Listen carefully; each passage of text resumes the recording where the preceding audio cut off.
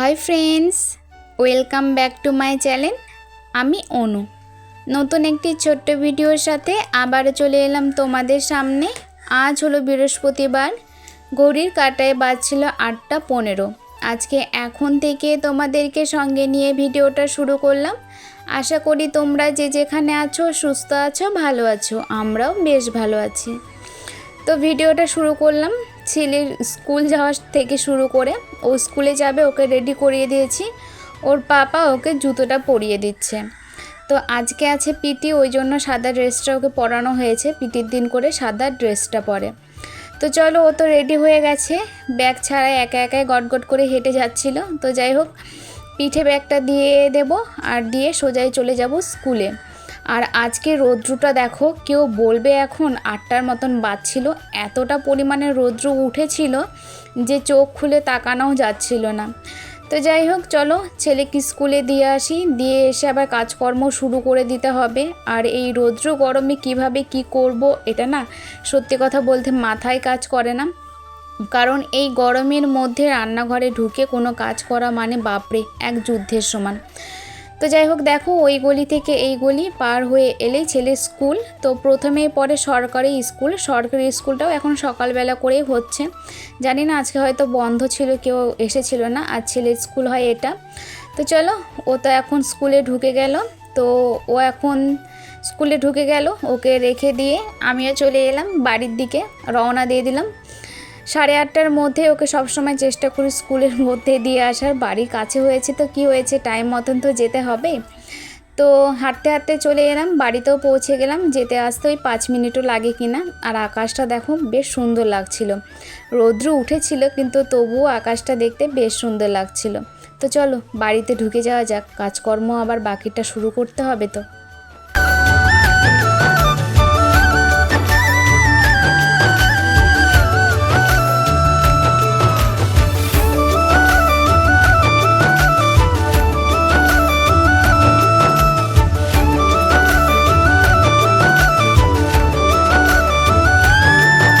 ঘর মোছা, জামা কাপড় কাচা সমস্তটাই কমপ্লিট হয়ে গেছে।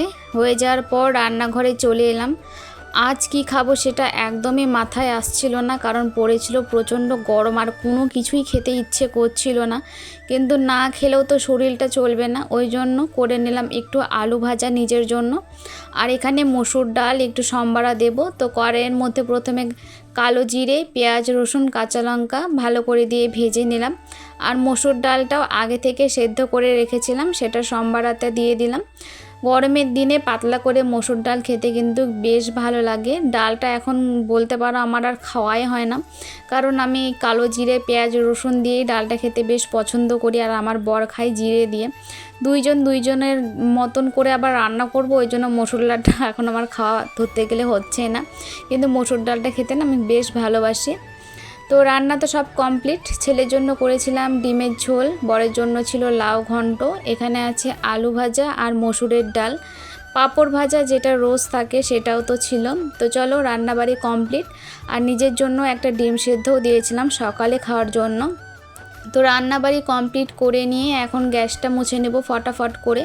আজকে নিজের জন্য তেমনভাবে কিছু করিনি, দুপুরবেলা খাবো একটা মজাদার খাওয়ার খবর, সেটাও তোমরা প্রথম থেকে শেষ অবধি দেখতে থাকো, নিশ্চয়ই বুঝতে পারবে। গরমের দিনে মজাদার এক খাবার, তোমরা কে কে ভালোবাসা খাবারটা সেটা ভিডিওটা দেখতে থাকো, তারপরে কমেন্ট সেকশনে জানিও কেমন। তো এখানে দেখো ছেলের সমস্ত খাওয়ারই বাড়ন্ত হয়ে গেছিলো। তো সমস্ত খাবার আমি এখন একে একে ঢেলে রেখে দেবো। ওটস, কাজু, খেজুর, কিশমিশ, আমন্ড সমস্ত কিছুই বাড়ন্ত হয়ে গেছিলো। তো সমস্ত কিছুই চলো ঢেলে গুছিয়ে রেখে দিই জায়গা মতন।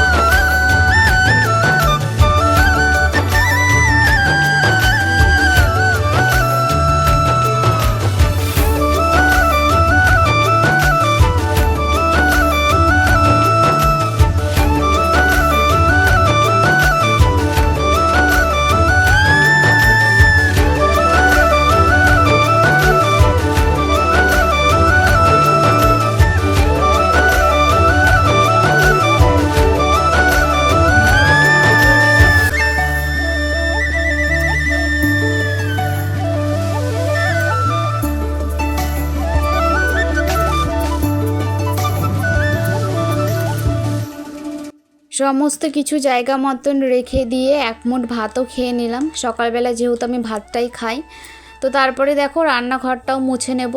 আজ বৃহস্পতিবার, আর তা বাদও একদিন পর পর রান্নাঘরটা গোটাটাই আমি ক্লিন করেই নিই। তো রান্নাঘরটা মোছা হয়ে গেলে পরেই ব্যাস রান্নাঘরের কাজ কিছুক্ষণের জন্য কমপ্লিট। তারপরে তো আবার আছেই। তো যাই হোক, এখানে দেখো দুধওয়ালা কাকু দুধ দিয়ে যাবে, তো ওই জন্য দুধের ক্যাংটাও না আমি রেডি করে রেখে দিই। কাকু যখন আসে তখন নিজের ইচ্ছে মতন দিয়ে চলে যায়, ক্যাংটা আমি জায়গা মতন রেখে দিই। কারণ কাকু কখন আসে তার কোনো ভরসা থাকে না। আমি ক্যাংটা রেডি করে রেখে দিই, আমি যদি নাও থাকি কাকু এসে দুধ দিয়ে চলে যেতে পারে।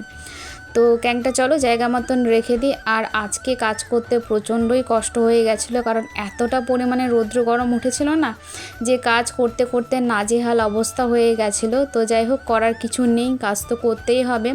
কাজ না করলে তো হবে না। সংসারের কাজ না করে যদি ফ্যানের নিচে বসে থাকি তাহলে তো ব্যাস সংসার তো লাটে উঠে যাবে।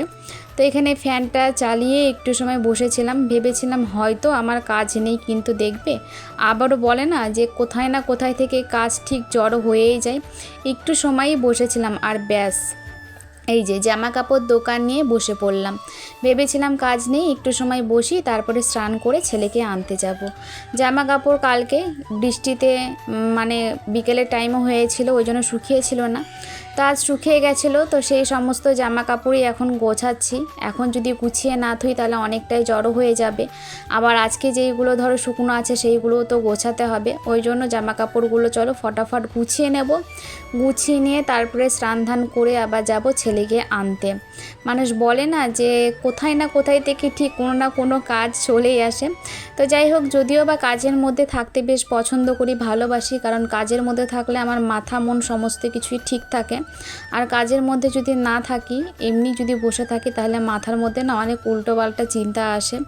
আর যেহেতু আমার মাইগ্রেনের ব্যথা আছে, উল্টোপাল্টা মাথায় কোনো চিন্তা আনলে না ওই মাথা ব্যথা যদি শুরু হয়ে যায়, বিশ্বাস করো এই মাইগ্রেনের মাথা ব্যথার জ্বালা সবচেয়েতে বড় জ্বালা, একদম যেটা সহ্য করা যায় না, যেটা মনে হয় জীবনটাই একদম উল্টে পাল্টে যায় তখন ব্যথাটা শুরু হয়।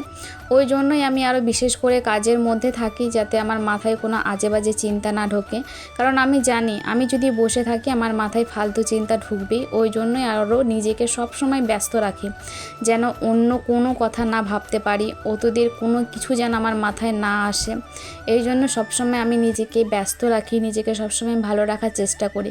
কারণ আমি যদি পড়ে যাই বিছানায় তাহলে তো ব্যাস গোটা সংসারটা একদম লাটে উঠে যাবে। আর তার থেকেও বড় কথা আমার ছেলের অবস্থা একদম বাজে হয়ে যাবে। কারণ এই মাইগ্রেনের ব্যথার জন্য কিন্তু আমি বহু বছর অনেক ভুগেছি। শেষমেশ ডাক্তার নিজেই বলে দিয়েছে যে তুমি আর ওষুধের দ্বারা ঠিক হবে না, তুমি নিজের দ্বারা ঠিক হবে। সেটা তুমি নিজের থেকে চিন্তামুক্ত করো, তাহলে তুমি একদম সবসময় ঠিক থাকবে। আর সেটা কিন্তু হয়েওছে। আমি যেদিন থেকে মাথা থেকে চিন্তা দূরে করেছি সেদিন থেকে ঠাকুরের আশীর্বাদে ভালো আছি। কিন্তু ওই চিন্তা কি আর সবসময়ের জন্য দূরে যায়? কখনো কখনো চলে আসে, তখন আবারও শুরু হয়ে যায়, তারপর আবার নিজেকে কন্ট্রোল করি। তো চলো সেসব কথা বাদ দাও। আর এখানে দেখো, বলেছিলাম না যে গরমে তৃপ্তিকর খাওয়ার আজ খাবো, সেটা হলো পান্তা। গরমের দিনে সকালবেলা তো খেয়ে নিয়েছি গরম গরম ডাল টাল দিয়ে ভাত, দুপুরবেলা ভাত খাওয়ার মতন একদমই ইচ্ছে করছিল না। তো সকালবেলা ভাত করার পরে ওই গরম ভাতের মধ্যে জল ঢেলে রেখে দিয়েছিলাম, সে ভাতটাই এখন তৃপ্তি করে খাবো। কারণ গরমে কোনো কিছু খেতে ইচ্ছে করছে না, কিন্তু পেট তো মানছে না, পেট তো বলছে খাবি আয়, খিদে পেয়েছে তো। তো চলো, কে কে তোমরা পছন্দ করো এই গরমের দিনে এই তৃপ্তিকর খাবারটা কমেন্ট সেকশনে জানিও কেমন। বাই।